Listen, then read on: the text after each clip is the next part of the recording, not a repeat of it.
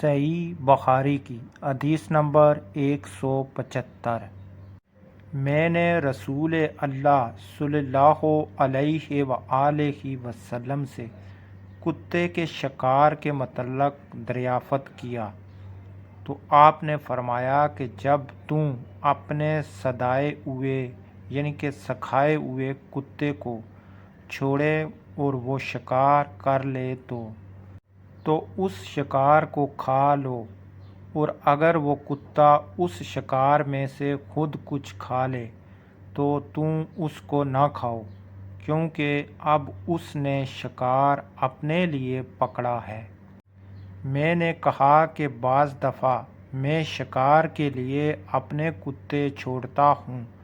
پھر اس کے ساتھ دوسرے کتے کو بھی پاتا ہوں۔ آپ صلی اللہ علیہ وآلہ وسلم نے فرمایا، پھر مت کھا، کیونکہ تم نے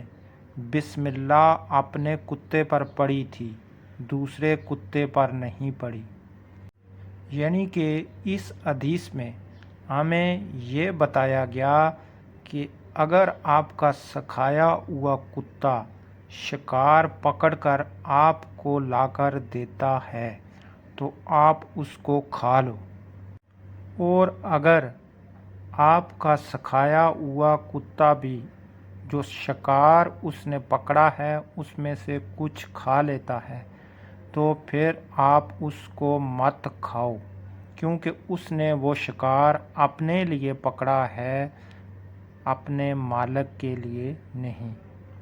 تو دوسرا یہ فرمایا کہ اگر آپ کے کتے کے ساتھ